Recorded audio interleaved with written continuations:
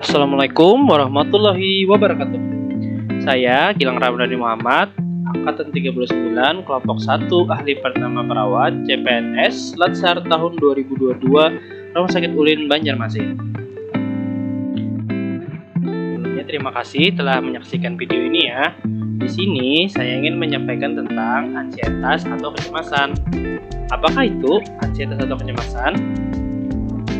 Nah, di sini mari kita bahas. Ansietas itu sendiri ialah perasaan was-was, khawatir, atau tidak nyaman, seakan terjadi sesuatu yang dirasakan sebagai ancaman. Nah, aku yakin di sini teman-teman semua pasti pernah merasakan apa yang disebut dengan ansietas atau kecemasan ini sendiri. Tanda dan gejalanya, teman-teman, ialah napas pendek, nadi dan tekanan darah naik, mulut kering, tidak nafsu makan, diare atau susah BAB, gelisah, berkeringat, gemetar, sakit kepala, sulit tidur, gerakannya suka meremas tangan, berbicara cepat dan berlebihan, perasaan tidak aman dan sering menangis, memusatkan perhatian pada hal yang membuat cemas. Nah, untuk faktor-faktor yang menyebabkan ansietas atau kecemasan ini ialah lingkungan yang asing, kehilangan kemandirian sehingga mengalami ketergantungan dan memerlukan bantuan orang lain, berpisah dengan pasangan atau keluarga, masalah biaya, kurang informasi, atau ancaman penyakit yang akan menjadi lebih parah.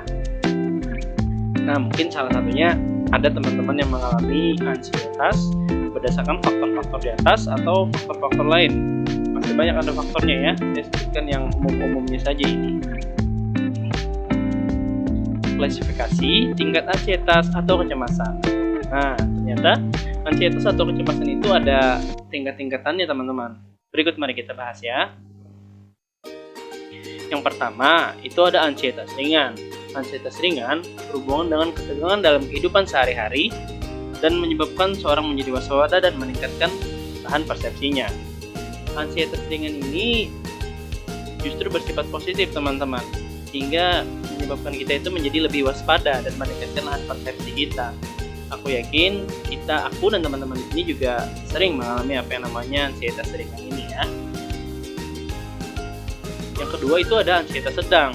Nah, kalau ansietas sedang ini justru berfokus pada hal yang penting saja dan mengesampingkan hal yang lain. Ansietas ini mempersempit lapang persepsi individu teman-teman, tapi masih bisa diarahkan oleh orang lain dan masih bisa berkonsentrasi teman-teman. Yang selanjutnya itu adalah ansietas tingkat berat. Nah, ansietas yang berat ini ialah pikirannya hanya fokus pada satu hal dan sulit untuk memikirkan hal yang lain. Biasanya berfokus pada hal yang mencemaskannya saja teman-teman, dan sulit untuk memikirkan hal-hal yang lain. Ansietas berat ini tidak ditangani atau tidak diatasi bisa menyebabkan panik atau kepanikan. Nah, panik itu sendiri ialah kehilangan kendali, individu itu tidak mampu melakukan sesuatu walaupun dengan arahan. Panik ini sangat buruk ya teman-teman, berakibat bisa menyebabkan stres atau bahkan kematian kalau tidak ditangani dengan segera teman-teman. Nah, di sini aku ingin menyampaikan teknik-teknik untuk mengatasi atau mengurangi atau mencegah ansietas itu teman-teman atau kecemasan. Ini ada yang namanya nomor 1, teknik relaksasi nafas dalam. Teknik ini bisa kita praktekkan teman-teman. Yang pertama ialah ambil nafas selama beberapa detik, 3-5 detik dengan lambat menggunakan perut. Nah, kemudian ditahan selama beberapa detik itu teman-teman, 3 detik. Kemudian keluarkan lagi perlahan melalui mulut. Nah, 2-3 detik ya. 3-5 detik juga bisa sih. Ulangi selama 3 kali kalau teman-teman itu kadang merasa cemasnya atau ansietas itu belum hilang. Bisa diulangi selama 3 kali teman-teman. Nah, teknik yang kedua yaitu ialah teknik hipnotis 5 jari. Wah, mantap kan teman-teman? Begini, aku terangkan ya. Teknik hipnotis jari ada beberapa langkah. Yang pertama, 1, tempelkan jari jempol atau jari telunjuk dengan jari telunjuk sambil membayangkan keadaan teman-teman sedang sehat atau sedang melakukan aktivitas. Aktivitas yang teman-teman suka bisa berupa memasak, main musik, macam-macam, main bola atau hal semacamnya yang suka. Yang kedua, tempelkan jari jempol lagi dan kali ini dengan jari tengah sambil membayangkan sedang bertemu dengan orang yang teman-teman cintai seperti anak, cucu, suami, istri, pacar, atau sebagainya. Nah, yang ketiga, tempelkan jari jempol lagi dengan jari manis sambil membayangkan ketika teman-teman diberi pujian sama bos, diberi pujian sama teman sejawat, atau sama orang tua, bebas. Nah, yang keempat, itu tempelkan jari jempol lagi, kali ini dengan jari kelingking sambil membayangkan sedang berada di tempat yang indah.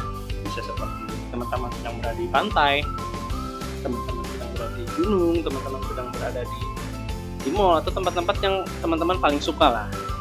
Itu diharapkan teman-teman bisa mengurangi tingkat kecemasan atau tingkat anxietas teman-teman ya. Nah, setelah dua teknik tadi, ada juga dengan teknik rehat sejenak atau beristirahat teman-teman. Yang pertama itu hindari kafein, alkohol, dan rokok ya untuk mengkonsumsinya. Juga sering tertawa dalam batas yang normal ya teman-teman, dan olahraga yang secara rutin teratur.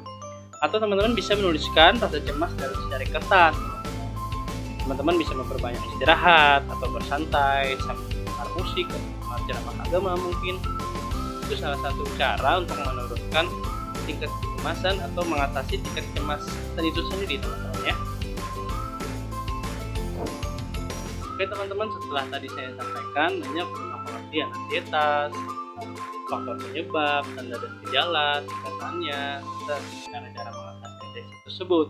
Kalau ada yang dipertanyakan atau kurang jelas, silahkan bertanya teman-teman, atau tuliskan di kolom komentar, atau datangi saya aja langsung ya. Oke, terima kasih. Saya Gilang Ramadan Muhammad. Mohon izin, mohon pamit.